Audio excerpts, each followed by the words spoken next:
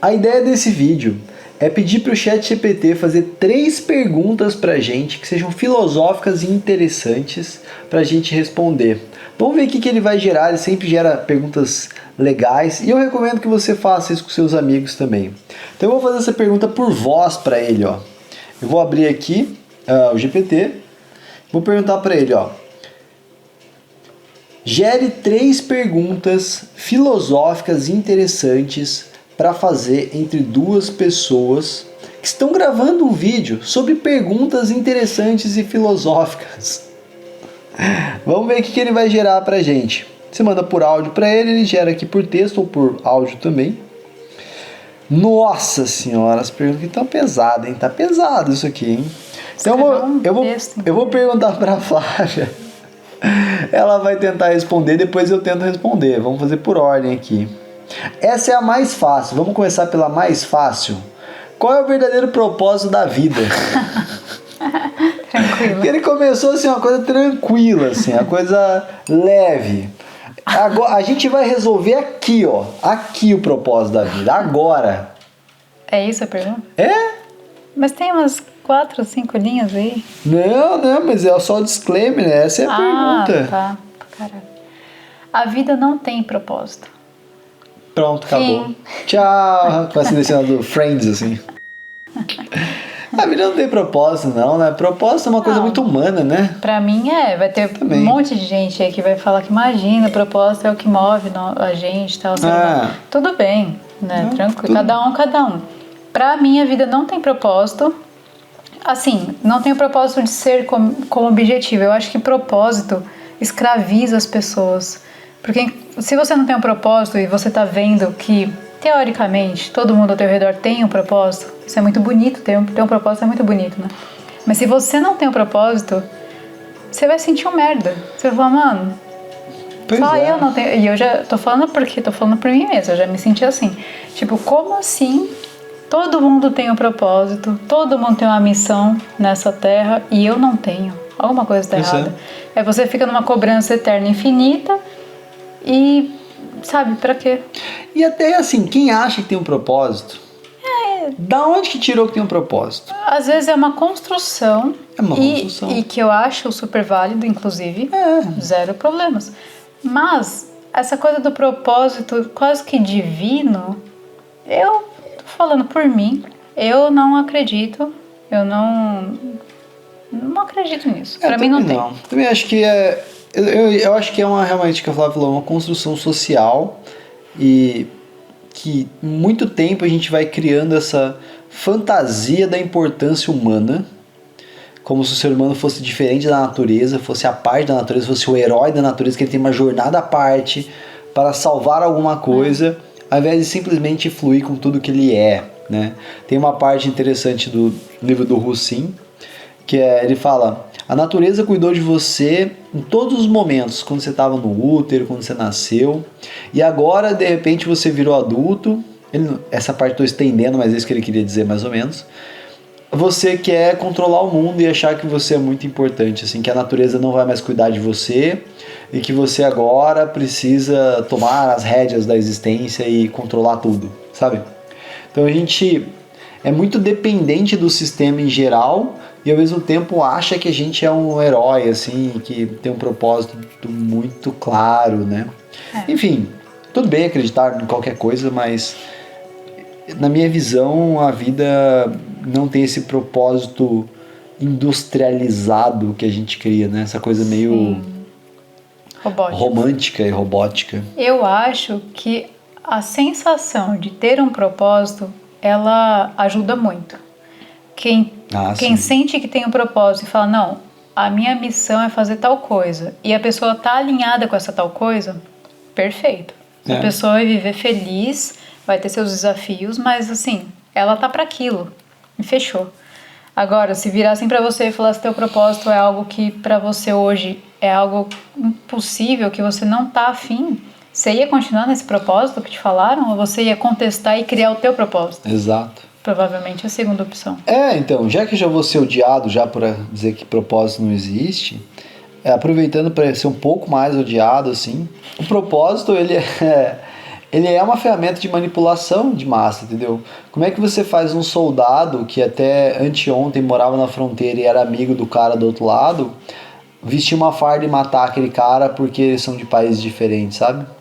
Como é que você faz o ser humano cometer atrocidades tão grandes se não for para dizer que é por algo maior, assim, sabe? Então, o propósito ele é muito perigoso, o propósito ele vai sendo injetado na gente para controlar a gente. Consumir é um propósito, colocam a gente como a gente tem que consumir, ter a Lamborghini, ter não sei o que, lá. Te torna uma máquina de trabalhar, te injetando um propósito de consumo. Te torna uma máquina de guerra, te colocando um propósito de violência, sabe? Então, é engraçado, o propósito ele é muito perigoso, assim, ele é uma forma de te dar o sentimento de ser especial em troca do teu critério de escolha, né? Ele pode te impulsionar, mas tem que ser usado como um critério, eu acho. Tipo assim, meu propósito é fazer tal coisa, porque esse é o certo. Então, esse é um outro assunto também que vai render algumas horas aí de vídeo. Mas enfim, ele pode ser bom, mas o propósito seguido cegamente acho perigoso. E todo propósito cai no cegamente, porque o propósito ele depende de fé, de você acreditar que aquilo é para aquilo. E aí, meu amigo, quando você acredita, aí acabou o critério, acabou pensar. Mas aí fica a dica, né? Então, tudo bem, não vamos matar o propósito das pessoas. Matem o propósito das pessoas! Eu sou mais tranquila nisso. Então, assim, eu não concordo, mas quem quiser seguir, segue. Mas a dica é, veja dentro do seu propósito o que vai contra ele. Quem é o oposto dele? Como você lida com a pessoa que não concorda com o teu propósito? Você quer matar ela? Ou tá tudo bem e vamos conversar? Se você tiver um sentimento de ódio, de, sei lá, de ameaça, qualquer coisa instigante assim...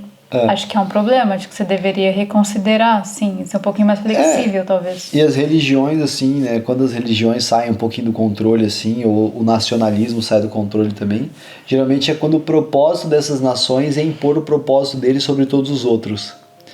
Então, quando o teu propósito é convencer o outro do teu propósito, aí a gente tem guerra. Quem merece mais? A gente tem um problema. Quem tem o melhor propósito? Propósito divino. Quem foi o escolhido? Qual é o divino mais divino, né? Qual é o nacional mais nacional? Acho que a gente começou bem polêmico. Meu Deus, uma pergunta é um canal cancelado. Estou em dúvida agora se aqui vai pro ar. Eu acho que não, talvez.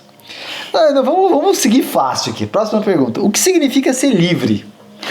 Vamos assim, leve. Aqui só pergunta, o GPT ele quer que a gente resolve a humanidade. Bom, primeiro que no vídeo, não sei se esse vai primeiro ou o outro vai primeiro. Você nem sei o que ele vai ou esse vai. Você já falou que livre-arbítrio não existe, né?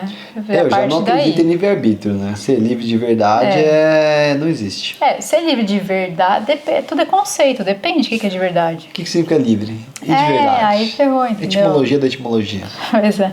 Mas eu tenho que ajustar conceitos.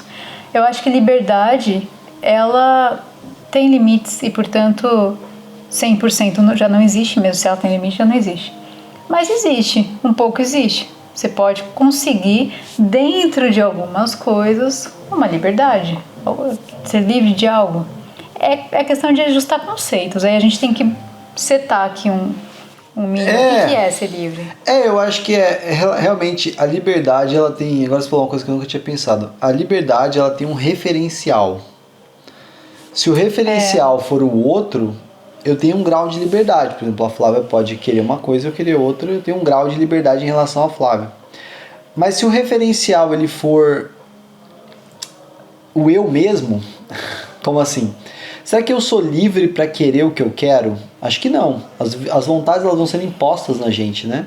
Eu vejo um comercial, minha mãe me disse, eu senti um cheiro, meu DNA me disse.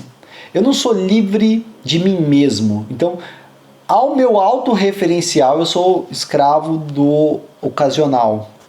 Ao Estado, eu tenho uma certa liberdade. A Flávia tem uma certa liberdade. Sei lá, o meu país eu tenho uma certa liberdade, né?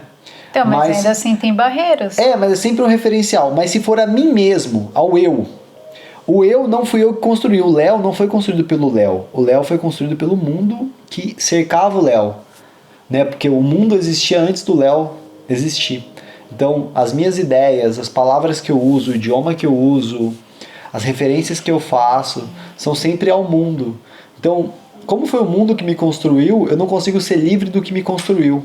Então, eu não sou verdadeiramente livre. Sempre que eu tomo uma decisão, é um cálculo com coisas externas que me impactaram. Então, eu nunca sou livre referente a mim mesmo. Mas você acha que dentro desses limites de liberdade do seu eu, não existe um pouco de liberdade? Em relação a minha autoconstrução, zero. Zero. Até eu não consigo nem pensar livre. Eu não tenho um pensamento que não seja um pensamento da história que me aconteceu. Tipo assim, você tá falando até de escolhas do dia a dia. Por exemplo, eu tenho na geladeira morango e uva. Uhum. A escolha se eu vou ter de sobremesa, o que eu vou pegar, não é minha. Não, lógico que não. É de quem? É do teu histórico. Pensa bem, o teu cérebro está calculando ali qual o alimento que ele mais deseja naquele momento. Você vai da imagem, da última lembrança daquele alimento que você viu, qual estava mais fresco, qual o cheiro que te afetou melhor, sabe? Todas as coisas que te fazem escolher. Mas aí a liberdade, ela entra nesse conceito, eu acho. Esse é meu ponto de liberdade. Eu acho que a gente chama de liberdade o que na verdade é um cálculo. É o teu cérebro calculando o que é melhor. Mas como um cálculo, a matemática ela é fechada. Ela não é livre. Não dá para 2 mais 2 dar outra coisa. Ah, dá. Vai ter matemática que isso vai claro. dar. Mas é disso que eu tô falando, assim, que existe uma correspondência entre as coisas. E não dá para corresponder a outra coisa. É complexo. Porque eu já sou um pouco mais flexível nisso. Que eu acho assim, tudo bem, essa liberdade não tem. Porque eu cresci com uma família, sei lá, que ouvia rock. As minhas chances de gostar de axé, pô, são mínimas, entendeu? A não ser que eu tivesse alguma amizade que gostasse, aí, sei lá, no convívio, situações eu passasse a gostar. Mas bem mínimo, né? E as pessoas que falam, não, mas eu sou contra o que minha família fazia. Mas tudo bem, você tem acesso à TV. Você tem acesso à TV desde ser criança. Livro. Assim. Você já viu quantas referências fora da sua família? Estranho se você começasse a gostar de música do Cazaquistão, assim, do nada, tá ligado? Você nunca ouviu uma música do Cazaquistão e de repente fala, não, minha família gosta de rock, mas eu gosto de música do Cazaquistão, tá ligado? Você nem sabe o que é. Exato, entendeu? Você não é livre, você só tá escolhendo achando que escolhe entre as coisas que te aparentam. Então, mas aí pra minha liberdade seria mas isso. Mas você tá fazendo um cálculo do que te favorece mais, sabe? Então, conceitual. É complexo. Aqui a gente tem perguntas. Resposta a gente não prometeu. Não, a gente prometeu perguntas do GPT. Se eu soubesse a resposta do universo, não tava aqui. Sei lá, já virada a Lucy. Pois é. Tava, né? A tecnologia está nos aproximando ou nos afastando? Perguntas que merecem tapa na cara. Vocês já assistiram o último programa do mundo, Daniel Furlan? Tem esse quadro. Verdade. Perguntas que merecem tapa na cara. Umas perguntas bobas. Depende, né? Depende. Tá nos aproximando das pessoas que a gente gosta, nos afastando das que a gente odeia. Com quem você fala? Você fala com aquele seu amiguinho que antes você falava porque morava perto de você? Você ainda fala com ele no MSN, no Orkut? Não fala. Então significa que você não gosta tanto dele. MSN já foi. MSN e Orkut já foram. Acabou já. Mas depende, né? Quem está na sua DM agora? Olha a lista das 10 pessoas que estão na sua DM agora. São essas pessoas que você gosta, o resto você não gosta. Mas você sabe que até esse argumento também não é. Também não é. Porque você tem com certeza nas tuas últimas conversas do WhatsApp pessoas que você não queria nem ver a cara. E a pessoa pensando agora. E ela tá A pessoa pensa assim, meu tio não tá aqui, mas o Zé Encanador tá. Então. Pode mas ser? Tem gente que você não queria ter o contato que você tem, e você tem. Você é obrigado. É uma coisa quase que a gente virou, de certa forma, onipresente, assim, né? Tem uma coisa que... Como que é aquilo que a gente superou os deuses gregos? Porque do Harari, né? Do Homo Deus. Porque os deuses gregos, eles tinham alguns poucos poderes específicos, né? Tipo assim, voar. Pô, a gente voa, entre aspas. O ser humano voa. Com helicóptero você voa mais do que... acho que um deus grego... Tudo bem, eu não tenho um conhecimento absoluto sobre mitologia grega, mas... Eu não lembro de nenhum deus grego que pudesse gerar uma explosão atômica e destruir um país de uma vez, como o ser humano pode hoje. Não sei. Ou que pudesse mandar uma mensagem casualmente pro outro lado do mundo perguntando se o café tal pode ser exportado. Então... Mas tem a criatividade da época também, né? Não ia rolar. Não mas eu quero dizer, não, o Harari quis dizer que o ser humano hoje ele tem acesso a poderes que os próprios deuses gregos não tinham. Né? Então a gente, de certa forma, superou os deuses gregos, né? Pois é, o deus grego jamais teve uma produção de vinho tão abundante quanto essa. Também. Mas eu comecei a falar isso por causa da onipresença. E os deuses... Acho que não tem... Tem um deus grego que era onipresente? Não, acho que não porque... Afinal, isso surgiu depois com o Deus, né? Como a gente conhece, o Deus cristão. Não sei, ou deve ter surgido outros. Né? Outros deuses... Como é aquela... Zoroatrismo. Foi uma das primeiras em que tinha o Deus Uno, né? Não era deuses, era Deus. Essa é outra questão polêmica e esse vídeo tá... Religião, política e futebol! Pega, eu fico gritando assim, fazendo essas referências ao último programa do mundo. Quem não assistiu não vai entender, vai achar que eu tô gritando aleatoriamente, mas não é aleatoriamente, é uma referência. Mas voltando, onipresença era por causa do WhatsApp. O WhatsApp, assim, internet, né? Porque, você tá no banheiro, mas você não tá no banheiro. Você tá no banheiro, mas você tá em São Paulo, você tá em Florianópolis, no Rio de Janeiro, dependendo com quem você tá falando, você não tá ali. Você tá em todos os lugares. Às vezes você quer, às vezes você não quer. Mas não importa, porque aquele negócio tá com você. Se apitar, você tem que atender. Ou você ignora, mas assim, você ignora, mas teu corpo recebeu a mensagem que teve um alerta ali. Isso te gera reações. Gera ansiedade. Então...